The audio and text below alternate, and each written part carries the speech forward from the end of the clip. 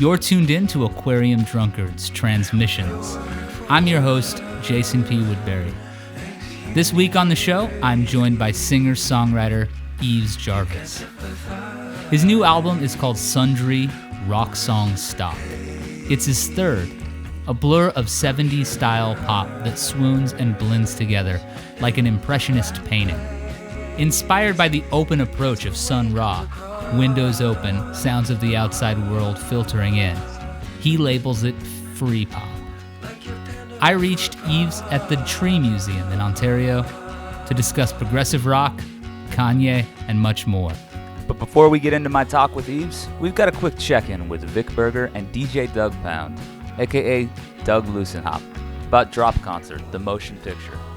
Vic and Doug are part of the Office Hours Holy Trinity, along with friend of the pod, Tim Heidecker.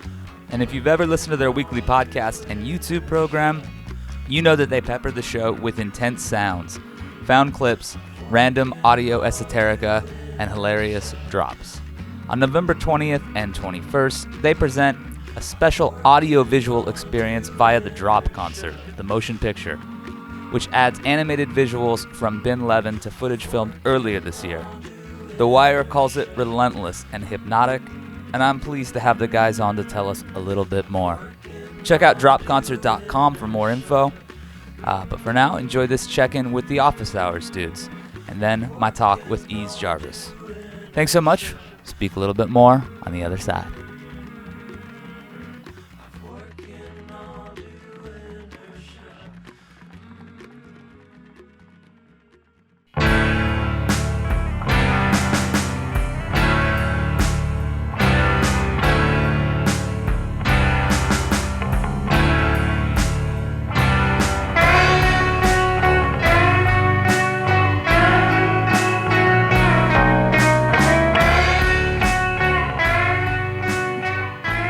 I'm joined here by DJ Doug Pound, Doug Lussenhop, and Vic Berger of the Office Hours podcast. And guys, thanks so much for taking a few minutes to talk with me here on the Transmissions podcast.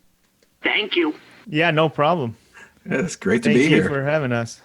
And we've already got a drop already this far in. We just started, but that's what we're here to talk about. So you guys are going to be presenting on. Tell me when, is it the 20th, November 20th and the 21st? It's a Friday and Saturday. Is that the 20th and 21st? 20th and 21st of November. I believe there's shows. Sorry. That's great. So I guess there's probably a chance that some Transmissions listeners don't listen to Office Hours every week like I do. Office Hours is hosted by Tim Heidecker, who we'll have guests on with you, both. You know, the conversations with the two of you, conversations with guests.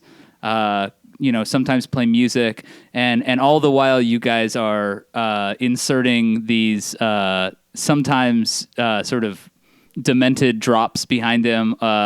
Sometimes topical, very often topical, and. But yeah, so how did the idea of taking the drops and making a show out of them on their own, who came up with that concept? I'm going to say it was Tim's idea, but me and Vic had been talking about doing that for a while, kind of like doing a noise show with our drops and having chaos pads and running it through, kind of like what we do, but just present it on its own. But it was Tim's, like a live setting. Like doing it live, like at a venue. That was before COVID. We were talking about that. That never happened. But then Tim, I don't know if he came up with that also, but he said, you guys should just do a concert of only drops. I mean, this is how I remember it.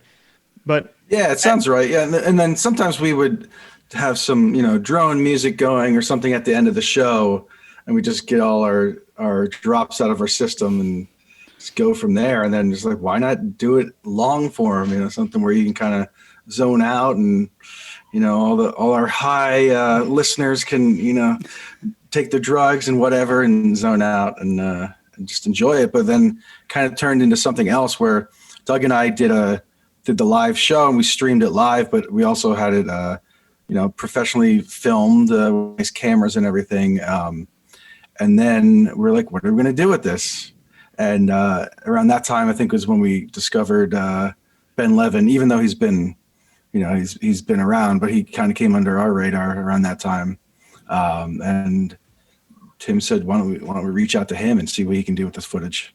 So that was like, that's the animation and stuff that people are going to see with it. Yeah. So it was filmed with 2 or 3 cameras, and then Ben took it and animated it into this like movie of, he kind of animated the drops. Like if you hear Casey Kasem say something, he'll put Casey in there. And it's kind of hard to explain. It's just a audio visual experience not to be missed. That's how I can explain it. Yeah, that's a good explanation. Obviously the on office hours, the drops are like, they're a real feature of the show. But they are sort of by their nature intrusive. There are times where Tim will tell you guys to knock it off or keep it down or whatever. Has there ever been like an off mic conversation where a specific drop is like cut out of the rotation, or does he pretty much allow you guys to do kind of whatever you want? It's nuts. Yeah. I could think of a few.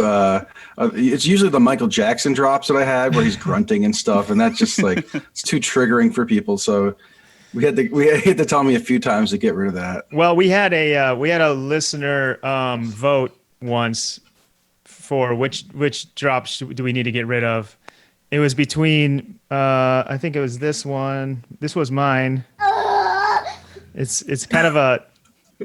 I think if you hear it in stereo, it's disturbing for some reason. Right. Just to hear a baby crying. But it's also panned hard left. Yeah, too, so there's like, something about the stereo of it that like freaks the listener out. Like it sounds diegetic somehow. Yeah. And then Vic had a cop car that was like whoop, whoop, really and just like, yeah, and the siren going with it. Yeah, and that so was just the vote, too upsetting. Vic's drop got voted off on that one. Right. And that's I mean, I think that's I should have known that like, you know, when you're, because like there's some songs, there's like a Flaming Lips song that has a siren in it. I think it's like Mr. Ambulance Driver or something. And I remember there's a number of times where I'm driving around listening to that and I just hear the sirens going through and it just like freaks me out, you know, thinking I have to pull over or something. I hate songs with sirens in it. A lot of hip hop songs have that. Yeah, totally. You're driving and it's like, you know, it's dangerous. Right, it's not good. Yeah, I pull over anyway, just in case. Right. I definitely, there are a few that, I mean, there are a lot that I love. I love the Alex Jones or. That's a really impactful one. The pickle. That's Vic's drop, by the way. Yeah. That's a great one. The pickle crunching is another one that obviously is a kind of a fan favorite slash. It's only a fan favorite because it drives Tim crazy. Yeah. And then so the fans would say they like it and they want more pickle drops. Yeah. I like when you have it just like low enough that like Tim might not notice it. It's just like ambience and it just goes on and on. Yeah. The pickle ASMR. I mean, I don't even like it. I think I just put it on once and then it just became this thing that just like, I'm going to try to find it here. Hold on. Here we go.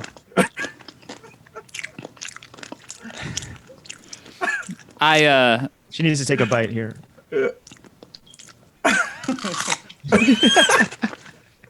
It's just like, why? I don't know. We just try to do a lot of the drops are non sequiturs and like why is there someone eating pickles now? We're not talking about that. That's what's funny, I think, to me and Vic is like, you know, we're over here having our own kind of conversation while Tim is a lot of times talking about something else.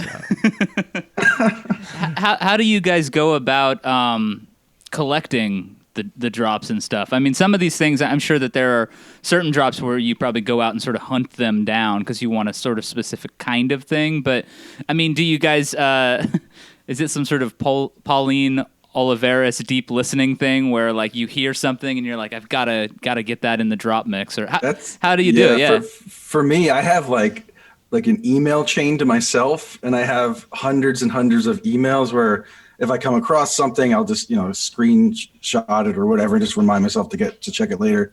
But there's just a lot of stuff that pops up in anything, and from current day stuff, a lot of the stuff with Trump and everything, but going back to stuff as a kid that I thought was funny, or just like weird little moments in I was thinking the other day about the Cosby Show when Stevie Wonder was on, and he made the son say, jamming on the one. It's like this some dumb off. I don't know if you remember that. And then he programmed it into his keyboard, and he was like, jamming on the one, jamming on the whatever. Yeah. But just like moments like that where they're funny and then you just forget about them, but like just bring them back into rotation and have a place for them. Because like the stuff that I do, I use a lot of like footage and revamp footage and re-edit stuff that's already existing that doesn't have a place for it. So it's like awesome to have an outlet for these weird little ticks that I come across through the years. Yeah, for me, I started collecting them maybe 8 or 10 years ago when I did this other podcast called The Champs. And I had my own like sampler that I did when I did comedy.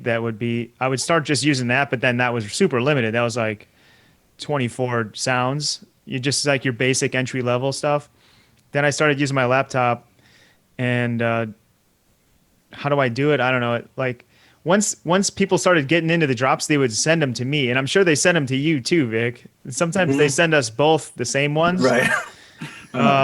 So people send them to me, and then I'll do a screen record on my phone if I see a video on Instagram or something that's like a crazy scream or a funny, somebody saying something funny or whatever, and then I'll go back to all my screen recordings. It's kind of painstaking. Then I got to download them, put them into I put them into Ableton, and then I get the levels all the same, because sometimes they're, I want them to all to be the same level.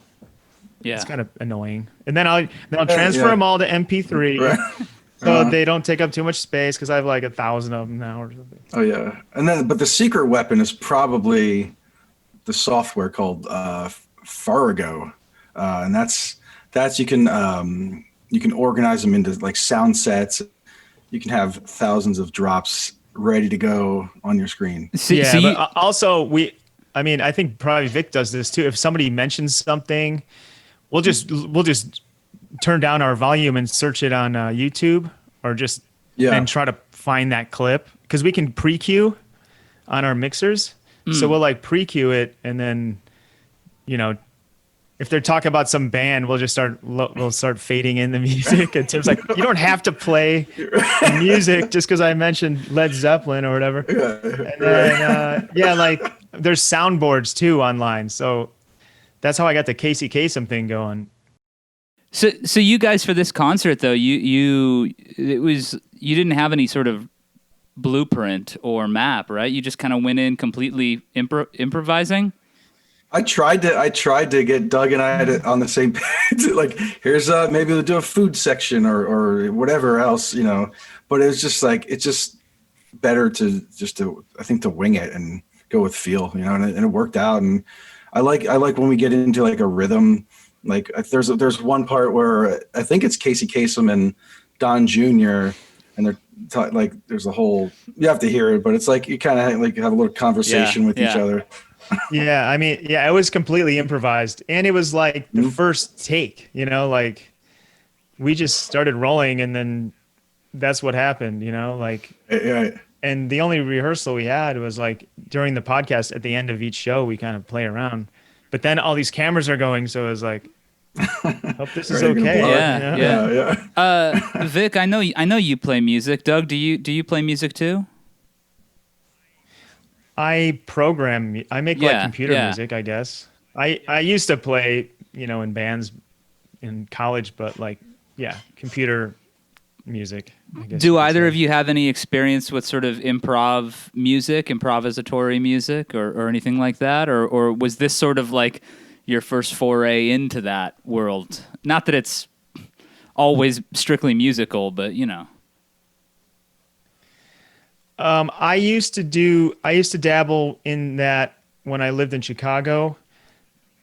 in the early 2000s, late 90s. I used to a lot of my friends were like noise guys, and they would always be doing these like kind of like noise shows, and a lot of them were like free jazz experimental music. I was just like surrounded by that.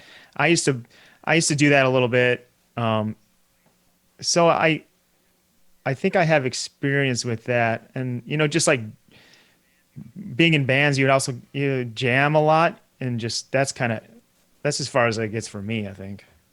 Yeah, like I've never been good at like solos and stuff like that on guitar or piano. Like I did study at Berkeley in Boston, and I went in as just like a songwriter guy and everything.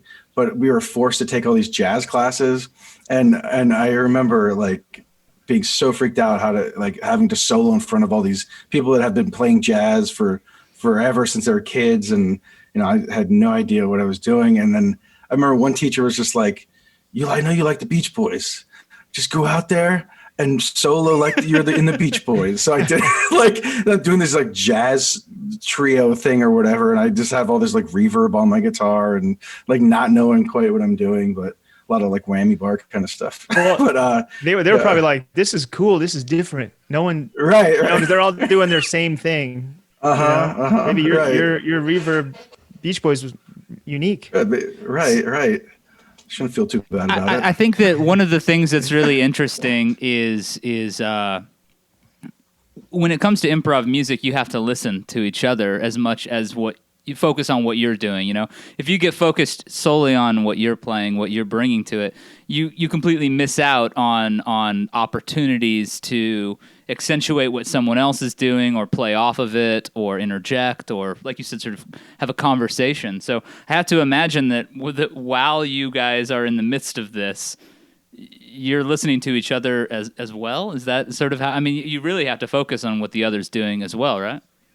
I'd say so, yeah. And I'm always like worried that I'm going to step on Doug's drop too or something, so it doesn't overlap and cut him out so I can finish his thought. I do the same thing with yours. Yeah. I'm like, right. And then sometimes I have like 10-second long drops too. That like so. It's really how often listen. do you trigger a drop and then like a few seconds into it regret picking that drop? Does that ever happen? That happens once in a while. 10% of the time, where I'm like, it's at least 10%. Yeah, at least 10%. Right.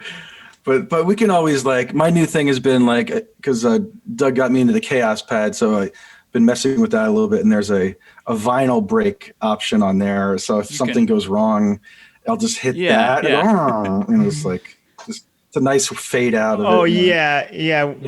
With the Chaos Pads, I do like a loop, whereas the wrong drop, but then it's like it starts glitching, and then now it sounds cool, like, and then just sort of fade that out. So in addition to, people can head over to dropconcert.com to get tickets to watch the movie, and a really cool looking shirt. And then I noticed, so there's a 7-inch single that's available as well. What's on that? Just stuff from just one segment of something from the show.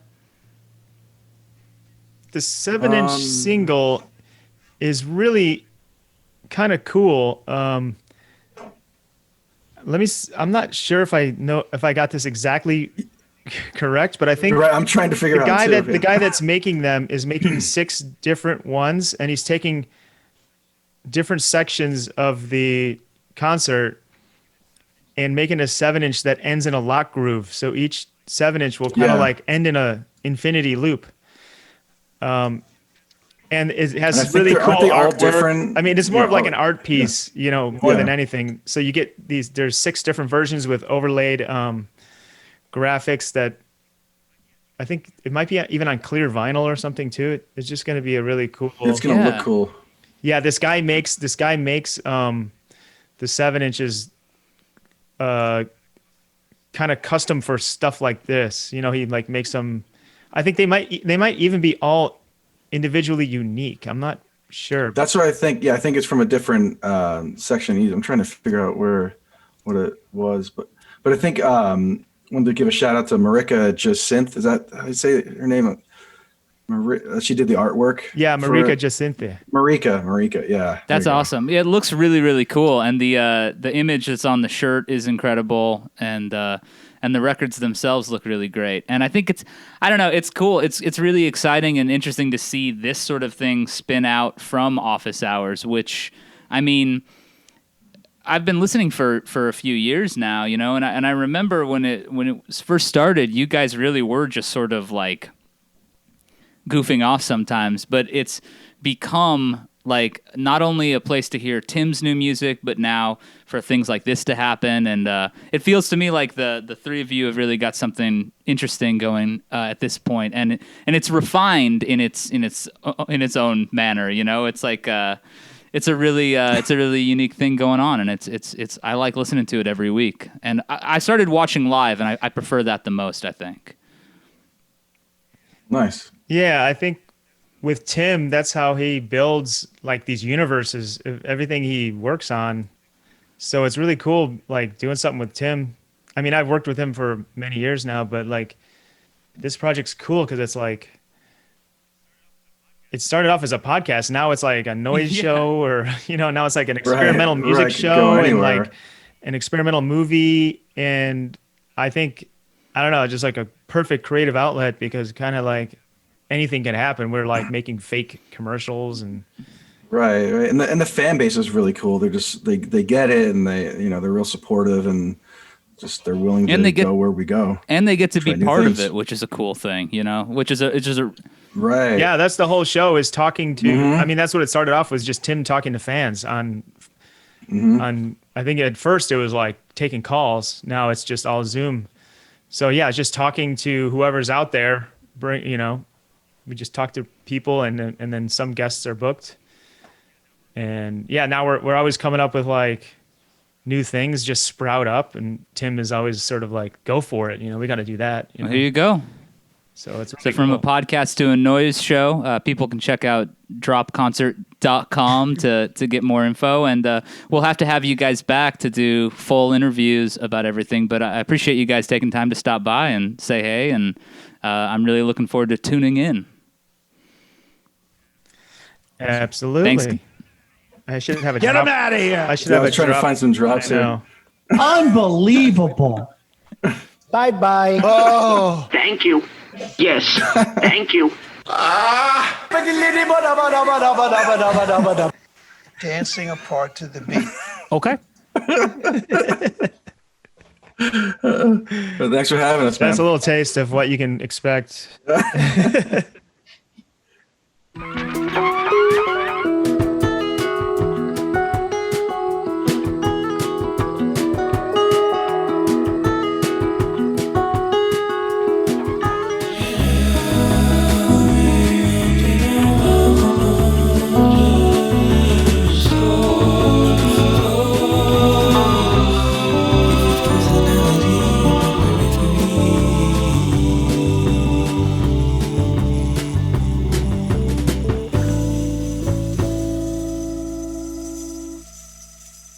Wait, so I'm reaching you, I believe, at the Tree Museum in Ontario.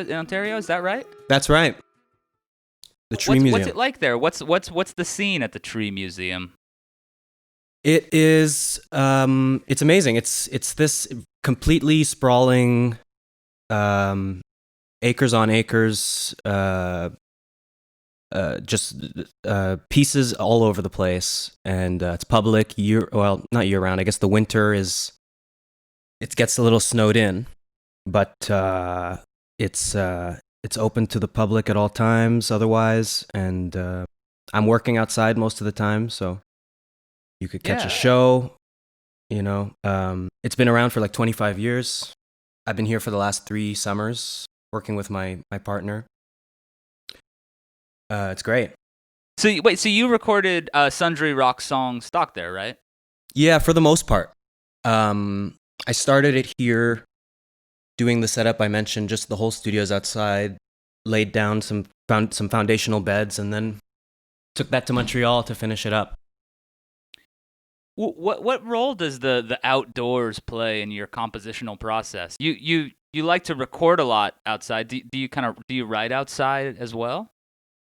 Well, I would, but I don't really write. Like working outside has really impacted my process in the sense that there's a lot of variables to recording, of course, and that element of control is very appealing to the producer.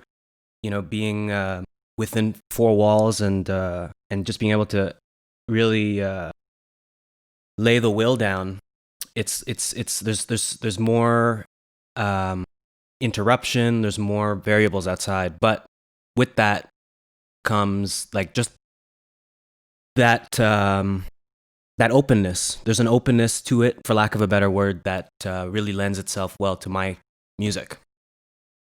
Do you find that those outside sounds, you know, and the sort of stuff you can't control, does that sort of feel like it becomes part of the song for you? Because listening to the record, it's not like there's like tons and tons of like very overt bird song or anything like that, you know? So it feels like maybe it's folded in, but do you feel like that sort of does become part of the thing as you work on stuff? Oh yeah, and I'll definitely, you know, there's a conversational aspect there. I'm definitely in dialogue with my surroundings when that's the case, when there's no walls. So, well, you know, and even in the studio, even in a room, just interacting with the sound of the room itself, there's elements of that there too. But working outside, I'm definitely I'm only able to respond the way the frequencies unfold. You know, like I feel like there's such a bounce back inside, and then outside it goes and goes. Like there's a sustain. So with that, I move differently. I perform differently. So it's impactful in a very. It's brought me to new horizons. Early on, you busked a lot, right? You kind of was that something that how long after you started playing music and performing songs did you start busking? And do you feel like that outside connection stems all the way back to maybe those early experiences with people interacting with your music in that environment? Yeah, well, I was I don't think I was well, I was performing a little bit before I busked, but busking for me was really my first foray into performance. Like I had only done really like kind of like I don't know. Like my only experience with performance before busking was like recitals and, you know, maybe a camp or like something like that, something along those lines. But then busking was my first time really having that interaction with other people and just the music coming out in that context is foundational for my performance style and maybe why I gravitate towards the outside for sure. Yeah. When you were busking, were you performing your own compositions, or were you doing covers, or sort of a mix of both? Sometimes my own compositions, but a lot of Canadian music. I was like really, for a while there, I was really like only listening to Canadian music when I was young, in that era at least. So, and local too. So I was in Calgary. I was playing a lot of Chad Van Galen, you know, which is a huge inspiration for my process and my approach. You know, his do-it-yourself aesthetic has greatly influenced me, and I was playing his songs way back then. So things like that, you know, classic buskings. Also, you know, to broaden it, I was playing a lot of Jack Johnson at the time too. You know, Yeah. Neil Young, you know. Women, I was playing some women songs. You were playing, so like on an acoustic guitar, you were sort of doing like acoustic post-punk? Yeah. Yeah, that's awesome. That's awesome. So that was in Calgary, and how soon after that did you start to get involved in the all ages scene there? Well, in hindsight, it's really storybook shit for me because I was, you know, busking all day and then I would make my $30 and I would buy a record at this place, Hot Wax. And through that, I met these two guys that worked there, Chris Dadge and Dice Parks. And they both completely like swept me into that all ages scene. They like my first show was Chris Dadge, his band Lab Coast. That was the first performance I ever did like on a stage in that scene. And it was Lab Coast's first show as well, actually. If you're familiar with that band, it was their first ever show that I also did my first ever show at. And this was under the name Faux Fur at the time. I was like in grade 8. And that blossomed into, then after that, I started playing at Comrade Sound, I think was my next like place, which was run by Mike Wallace and Nicole from, they were both in Friendo, which was a Calgary band, but Mike was the drummer in Women and now in Preoccupations. And he had this amazing all ages venue called Comrade Sound that was, you ask anybody from that time in Calgary about Comrade Sound, and I think their eyes will light up because it's really a special part of that infrastructure at the time for sure. And I don't think, I wouldn't have excelled in the way that I did if I didn't have those opportunities. There were so many people giving you time on stage at that point. It was really like so fruitful from all angles. Were you performing by yourself for the most part, solo? No, I at the time I had a friend of mine from my school in grade 8, Julian Hampton, who was playing like a stand-up tom and snare kit. I was really into like beat happening as well, and that was the vibe. He was like a snare drummer in a pipe band, so he didn't really play kit. So I just he was like one of the only drummers I knew because I wasn't in the scene at the time. So I asked him to do that for me, and I think we recorded together, and I think that might have been our only show. But after that, I started playing with like, there was another band around called No You Hang Up, and those guys went on to play in a bunch of different bands with me, and those guys came into Faux Fur after a while. So my band for Faux Fur at the time was like Andy Flegel, Michael Halls, who was in Telstar Drugs, and I think that was it. I think it was the three of us at the time. Man, it seems what were the shows like? I mean, all ages shows can kind of range.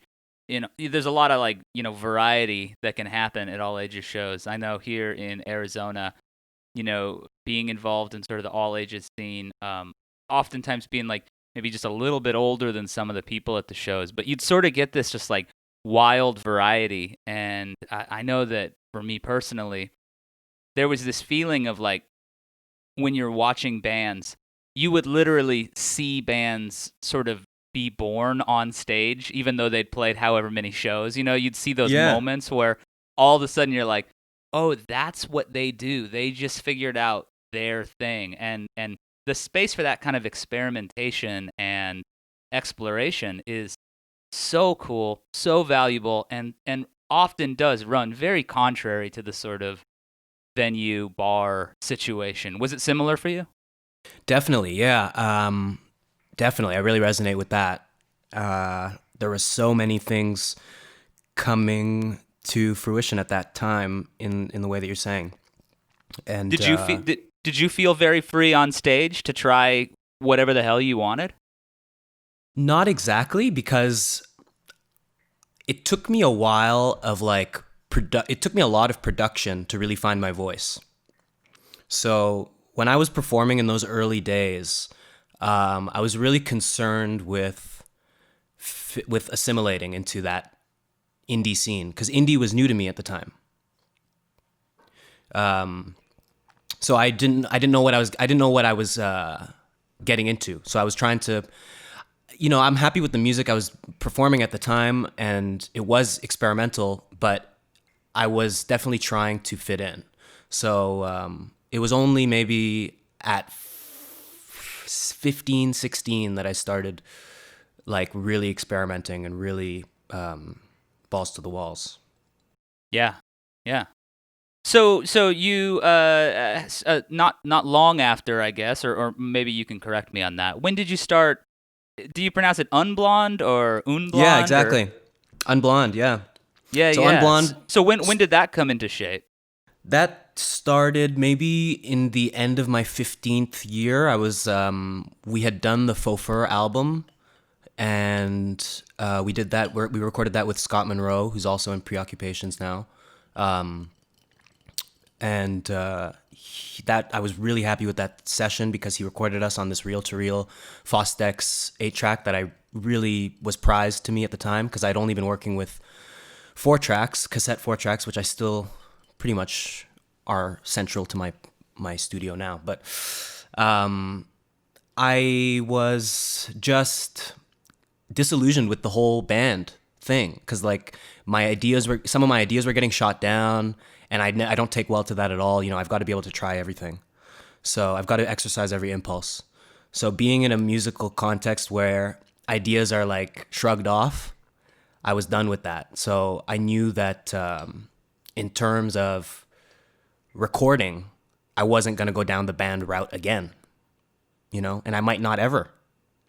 And not because it was negative. It wasn't negative. It just was not for me. It wasn't getting the results that I seek, you know, to express whatever. So Yeah. It wasn't like a negative experience at all. I don't mean to make it sound like that. It was, you know, and I love that record. I love those guys, but it was really it was an important moment for me to realize that, you know, to get the results that I want on tape, I can't have somebody producing me, and I can't have other people playing the instruments, and that's the bottom line, you know. So that was Unblonde for me. It was like I'm doing everything, I'm saying everything, and that's still what I hold dear now.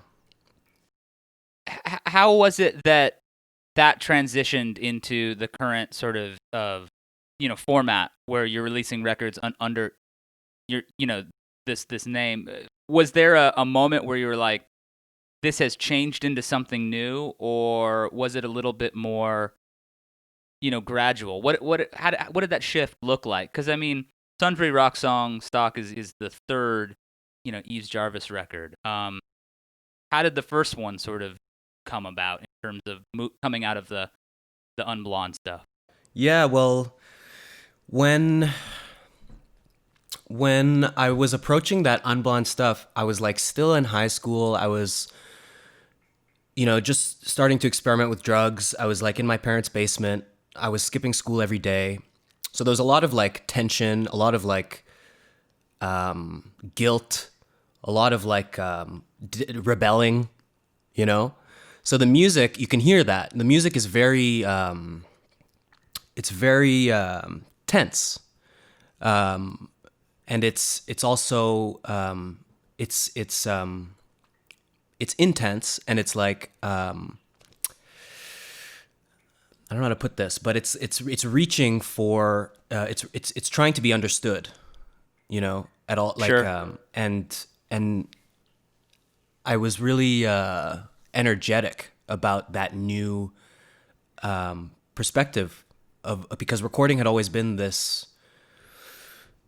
I mean, on my own, I was always experimenting and expressing myself on my own, but like I said, with my experiences collaborating in the studio, the results were always completely beyond me. Like I wasn't getting what my vision was as a result. So I don't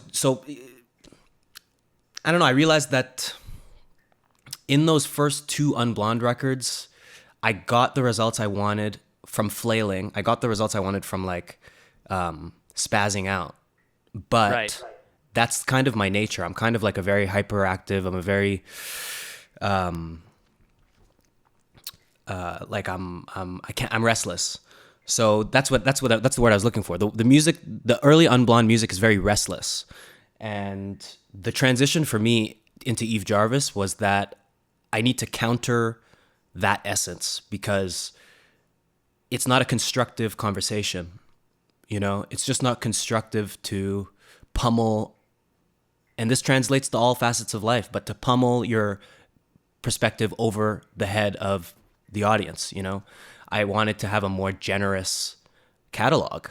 I want to be like, I want to give people space, you know? So that's how I really approached Goodwill Come to You, which is what I consider now the first Yves Jarvis album. It's also the last Unblonde album at the same time. Right. Kind of like a Microphones Mount Erie thing. Yeah. It was really important for me to like just leave a lot of space, and really just counter the insanity within. And that's where I'm still at now. I'm kind of in this process now of kind of returning to that form where I'm throwing it all at the wall and really experimenting in a different way, because the experiments on my last 3 projects were very textural, very spatial, very like very concerned with like sheen and luster and things like that. Whereas now the experimentation I'm kind of returning to in the days after this album are more like back to that that kind of manic impulse. Like I'm kind of going back, but it's necessary now. I've put 3 albums out that are completely, you know, the way it's insane, because I feel like I say this all the time, but I feel like people's idea of me is so informed by those last 3 records. But I made those records to counter myself outright, you know, to fully like balance the scales. So I don't really identify with that kind of chill. Like I'm not a chill guy. And now, a word from our sponsor. Creators, are you tired of being paid in clicks and likes? Social media and streaming platforms help people find your work, but getting you paid is another story. Patreon is built for creators, not advertisers. Using it, you can develop a sustainable income source by offering a recurring membership to your fans. In turn, they'll get access to your exclusive community, premium content, and a chance to become active participants in the work they love. The creative system is broken. Sign up on patreon.com now. That's patreon.com, and start building the steady income stream you deserve. And now, back to Transmissions. There's something really interesting that's happening on this record where you are playing with like really incredible pop textures, you know, and these really soothing, gentle melodies and all that stuff. But then there is, I still think, a jitteriness to it, you know, and a kind of shaky quality to it that feels very, you know, what it does is, for me as a listener, it truly takes me out of my head in an interesting way. You know what I mean? Where it's like you can listen to a nice breezy pop record and it can be a really wonderful experience. There's something about your latest record, especially, where it is that breezy, nice listen, but there's still this feeling that like it's gonna shift under you. You know, like things are in motion. And I think you kind of maybe even you know, I could be projecting, but in the videos and the visual presentation of the record, there's a feeling of that. You know what I mean? That motion, that jitteriness, and I think that's what makes this feel, you know, really unlike anybody else's record. Oh, I'm so glad to hear that. I'm really happy to hear your impression of it, because that really resonates, and that's really what I'm trying to get across is, I mean, it's like it's important for me to convey those 2 sides, I guess. But it's like, but then also that kind of shifting, that cycling and kind of tumbling is how I always like to describe it. Tumbling, driving. I love for it to be like, you know, this Eno piece that he did called 77 Million Paintings, I think it was called? Yeah. So that's kind of like this mutating, I mean, it's like a living, that's my approach for sure, is like I don't like form, you know? Yeah, it's like it's generative. It's like it's not static, really. Yes, yeah. Yeah. You mentioned something earlier, you put it in an interesting way. You said you don't feel like you really write the songs. How would you describe how they come about? Well, it's always hard for me to like convey this because, I mean, I think that there's a kind of like people compartmentalize songwriting and like improv. So when I tell people that like I improvise songwriting, I feel like there's a block. Like that's maybe hard to imagine. Sure. You know, but that's how it really, like, I really like get these bursts of like an entire song, and then I just record it in a take and it's completely improv, and then I like just build on that. So like the way I look at it in hindsight is always like, oh, it's full improv. It's fully free improvisation. Even though the songs carve themselves out to where they appear to have sections or like whatever, it's like all improv. It's I don't know. Does that make sense to you?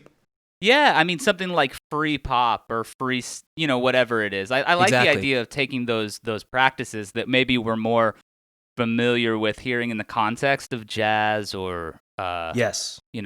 experimental stuff, but utilizing elements and textures from that world with sort of like a free associative songcraft. I mean that's an interesting way to go about it. And that's the case for things lyrically too, right? You know what? I'm so glad to hear you say that and I'm so happy to hear you say free pop because that's really how I identify my sound. And I was listening to Bill Bruford, who's like my favorite musician of all time, the other day. He was talking about how if you are a drummer at the time and you're interested in drumming, the most exciting and groundbreaking stuff you're going to hear is in jazz, right? So if you're in a rock band, you're in a folk, you're in a whatever, blues, you should be paying attention to the vanguard of drums in jazz, right? Yeah. And I feel like that translates to my songwriting or to my songcraft, like you said, is that it's so important for me to adopt that way of working but then it's like I don't want to have a catalog of traditionally free improvised music. Like I want to be regarded as a singer-songwriter or whatever, producer or whatever. But like, it's so important for me to blend those two worlds. Yeah. So yeah.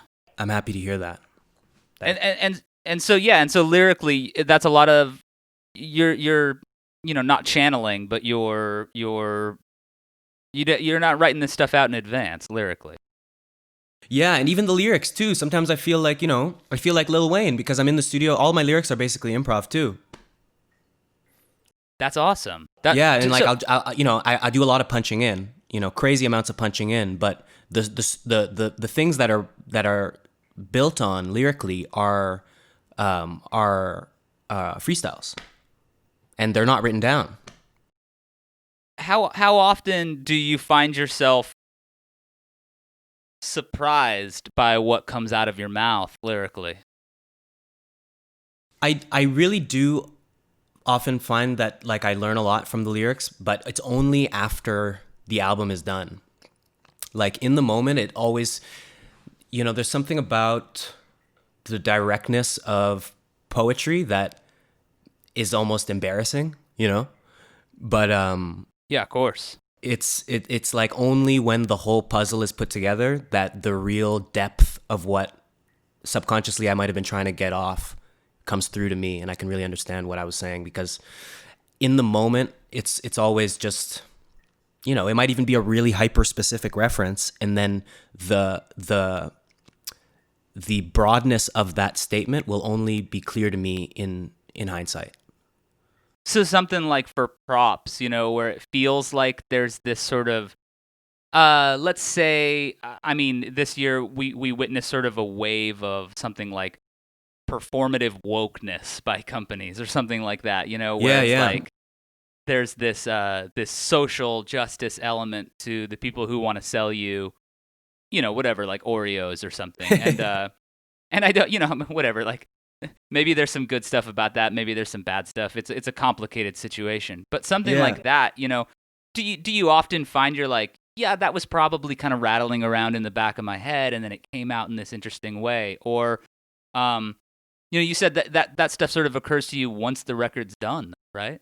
Yeah. Well, for that track in particular, I was really kind of criticizing what you're saying.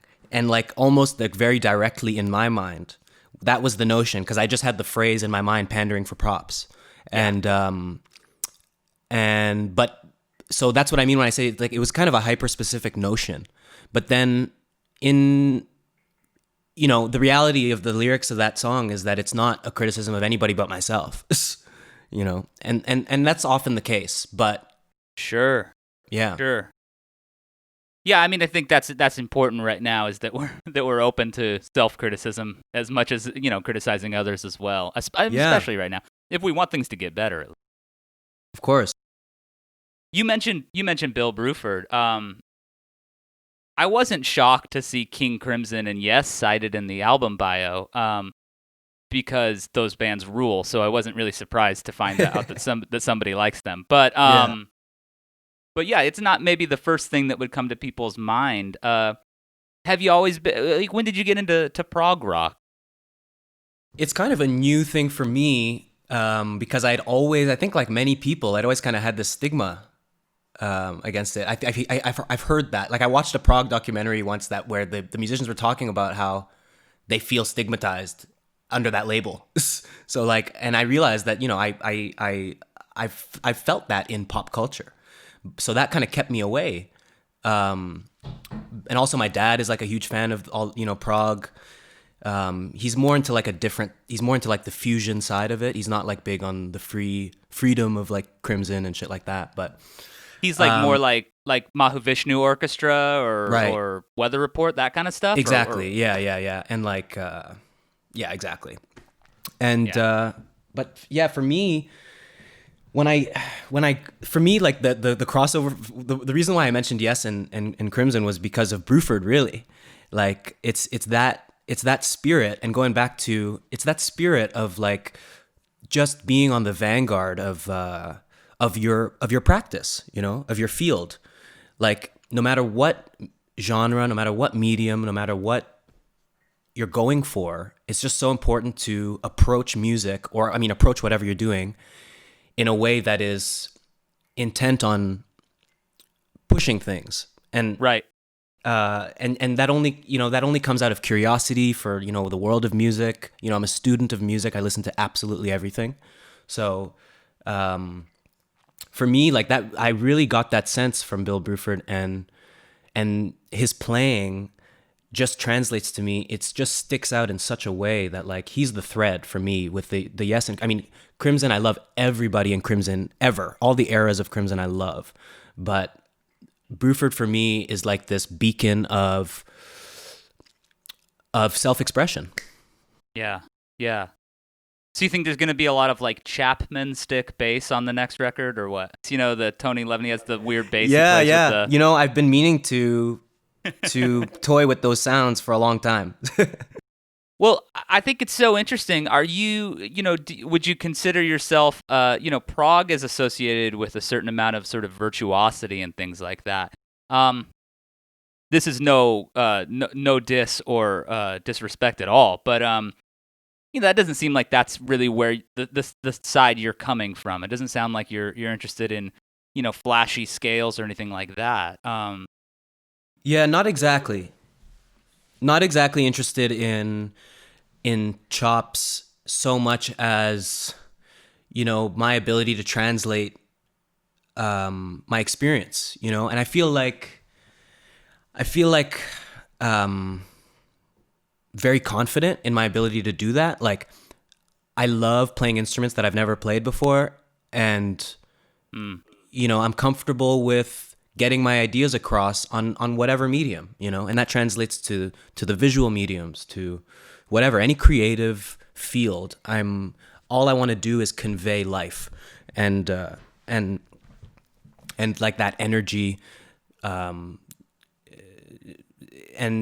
so, yeah, it's the actual performance level is secondary, but it's still very considered, because like going back to that textural element of like wanting it to be brilliant and like have a sheen and be bright. And that goes into like the interplay of the instruments, that goes into the performance itself. So it is really important for me to like play a certain way, but it's definitely more important for me to convey emotions and experiences. I feel like, the color palette of your records seems to be a very considered and deliberate thing. What does green sort of signify in the context of this new record, at least for you personally? I know you might not want to put that on the listener and ask that they also view it the same way, but I'm curious for you personally, like, what role does green play in this record? Yeah, well, in a really like literal sense, I think that like the sound that I was going for overall on this project was it sounds so basic. I hate to even say it. I'm cringing, but it's just that I just want it to be natural. I want it to be like the grass. I want it to be like trees. So green was like, it was natural to me. And beyond that, it's what I identify as, like my aura is green. So, and my identity thereby is green. So it was a different record for me in the sense that I'm really comfortable with it speaking for me. Whereas in the past, I was like, oh, well, you like that record? Check out my catalog. But this record, I'm comfortable with this record speaking for me in general, really, on all sides. Yeah. So that kind of just that, I don't know. It's very attached to myself, this record. Do you feel like the other two Yves Jarvis records, which employed different color palettes, I think kind of yellow and blue respectively, when you say something like green is the color of your aura, is your aura, can the color change over time? Did those feel as personally representative or not quite?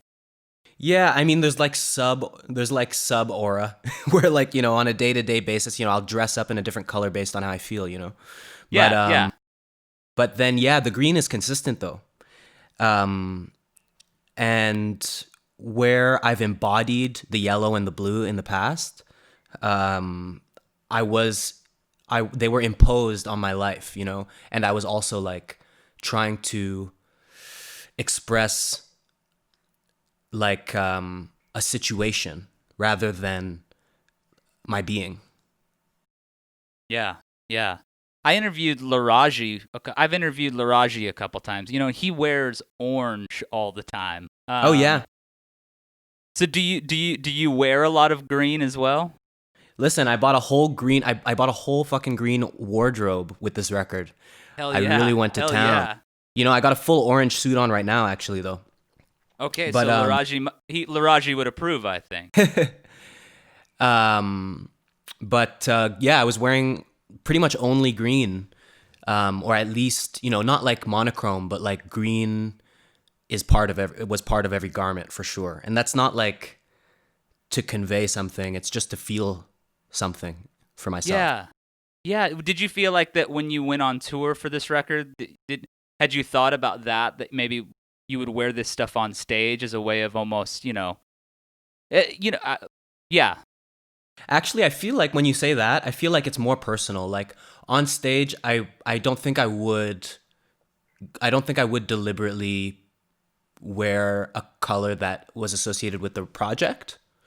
Unless I like had a band and we were all wearing the same thing, then I might think about that. I'd like to ask about the role that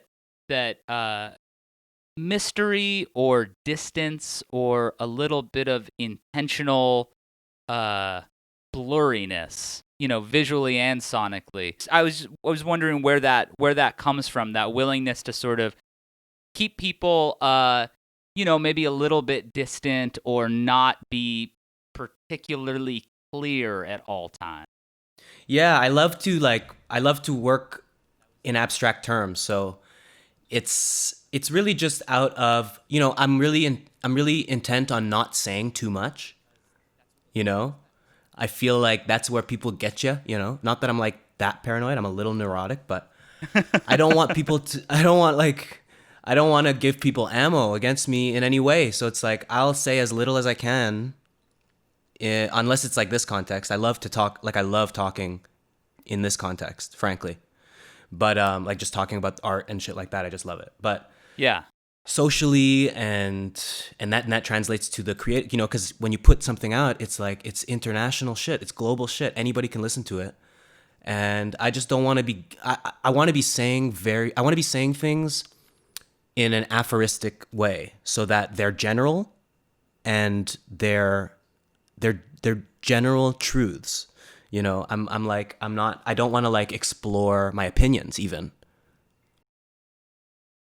Do you feel like, you know, working that way, how often do people talk to you about your songs and tell you what they mean to them or how they make them feel? And, you know, what's the distance like between how they perceive it and how you perceive it? Is that a pretty common thing? Is there some sort of discrepancy, or does it not feel that way? Well, I'm always like, it's twofold, because I'm always like very touched by that. When it reaches somebody and it resonates with somebody, I'm always very touched by that. But then at the same time, I'm also very like, I almost like my reaction, I almost reject it, because it's like, it's like, I don't know. I don't know how to even explain that, but I don't really even, I can't identify, you know, because once it's out there, it's not yours really. Yeah. So I don't know that I've ever really been to, like, I've never really thought about it, really. It's a good question. I don't know that, like, it's that important for me to really even convey ideas with my music. I really just want to put people in a space where they're able to approach life in a more constructive manner. Because that's what music does for me. Constructive in what sense? I think in the sense of, like, you know, we need space to be ourselves, you know? We need space to, like, really feel comfortable enough to dig down and express ourselves. So I feel like the service that I give with my music is that I'm trying to create that environment where people are able to approach life and discover themselves and deepen themselves in a way that is personal. So I don't really ever want to, even, like I said, going back to like general truths and aphorisms and like, aphorisms are just huge for me, because I want people to take or leave what I say. I don't want there to be like weight to it, you know, take it or leave it. Yeah. Yeah. You mentioned Lil Wayne, who's not afraid of like kind of proclaiming himself as almost, I think he uses the term alien a lot. You know, he likes to to say I am an alien, you know. And I know Sun Ra is another person who was referenced in the album bio, particularly in regards to him liking to record with the windows open. And I think in that sense of otherworldliness or sonic mystery or a little bit of blurriness, you know, do you feel that by maybe sort of creating a space that does feel slightly off kilter, slightly, out there, that creates the sort of framework for the listener to do what you're talking about, which is blast off into outer space internally, you know, and sort of make with your music what they will? Yes, definitely. Like, I'm definitely like reaching for the stars, like literally. Like, I feel like with every sound that's on my records, there's an opportunity for somebody to do the same. Like, I just want to like lay that feeling down as purely and as one-to-one as I can, and have people then do the same in their own lives. So there's no real meaning to it, you know? It's just like energy, good energy, and space. Yeah. Yeah.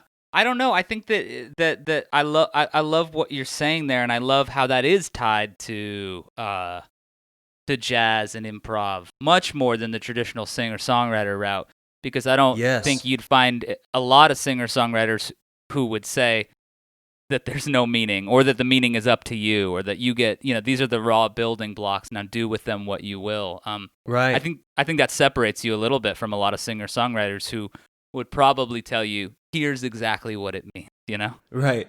Well, another artist that I, you know, a beacon for me, and maybe number one, you know, I've got a top three, and they rotate. But maybe my number one of all time is Joni Mitchell, and she bridges those two worlds expertly, where she's, immersing you in a narrative while conveying life itself, with the music in such a way that, the lyrics are almost not irrelevant, but they just evoke feeling more than they evoke thought.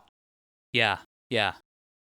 So wait, so Joni's on the list, and is Bill Bruford on the list as well? Who are the three? Well, there's a bunch of different lists because Bill Bruford is like my favorite musician. But in terms of my favorite artists, like all around artists, and I know that that's splitting hairs. It's really splitting hairs. But I've got tons of different lists, because I've got a list for artists who didn't get to expand their catalog, only have one record, only have two records, Like Judy Sill isn't in my top 3 only because she only has 2 records. Right. Right. So it's like Joni has a great, huge career where it's like she's one of the all-time artists. And then it's like lyrically, musically, who she is, what she represents.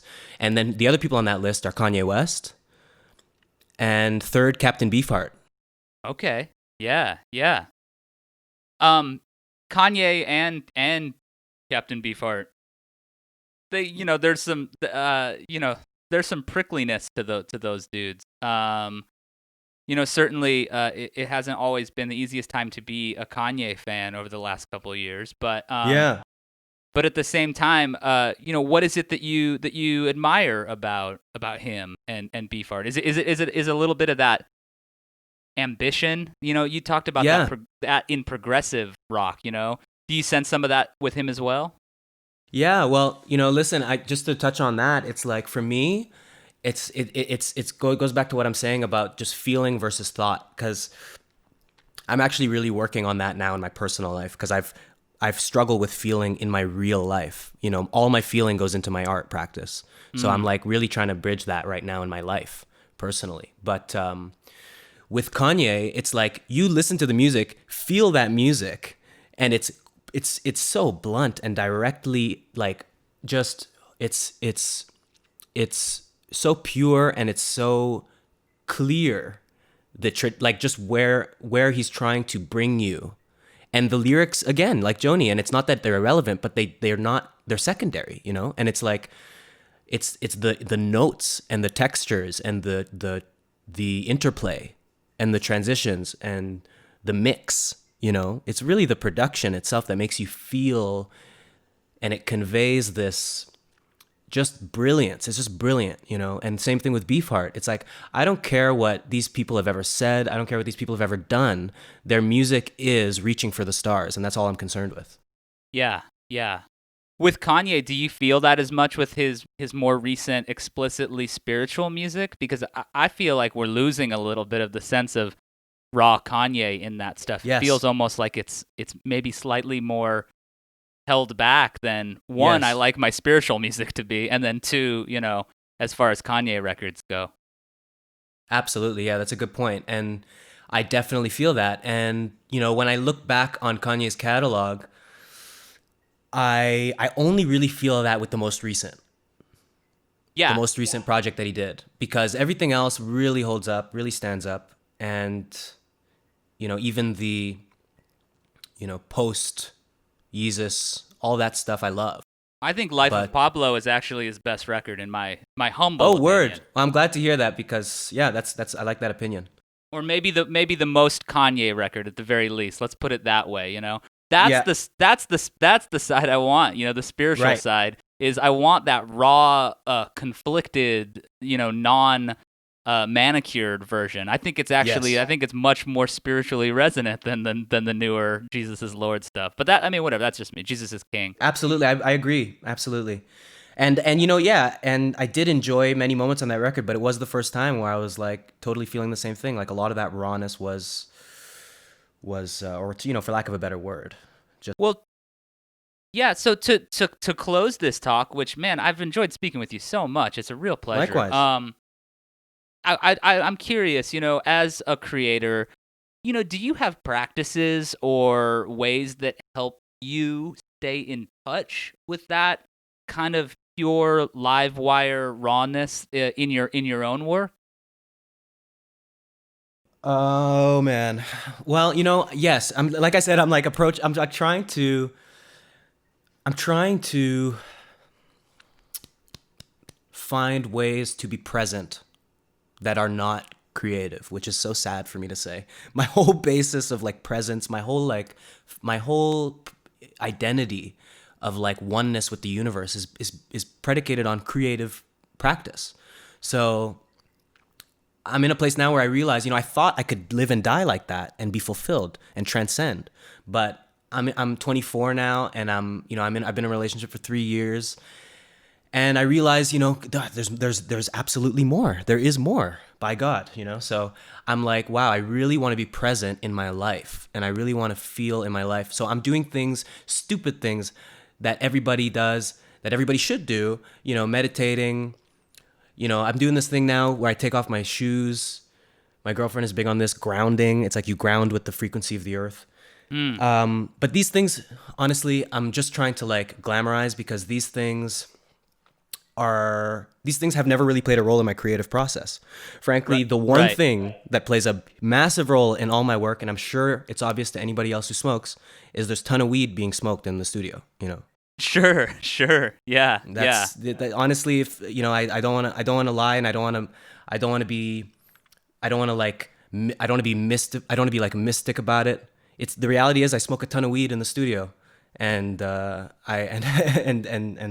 allow myself I take a lot of liberties thereby, Do you feel like your stoned brain, does it feel like it's a tool to get to a specific place, or does it feel more like it's part of how that space gets created? Yeah, more the latter. It's definitely just, it's like when people smudge a room, I guess. It's like burning incense or sage.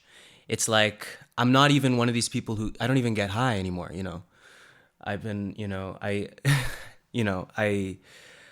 it doesn't even really do anything to me anymore. It's just like this, it's just a habit, it's just a ritual, it's just a space. It builds a space, Do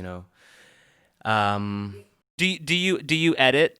Do you edit high as well, or is it sort of like the Hemingway You'd be hard pressed thing? to find anything in my life that I do where I haven't smoked in the last hour. Yeah. Sure. Yeah. So I can't even say that there's anything that I do where there isn't THC running through my brain. Just to be frank, Yeah. Yeah. Well, I appreciate the frankness, and I appreciate how willing you were to go exploring this stuff with me. I love the record, and it's a real treat to have you here on the Transmissions podcast. And thanks so much for taking the time to talk with me about all this stuff. Oh, it's my pleasure. It's been really great talking to you too.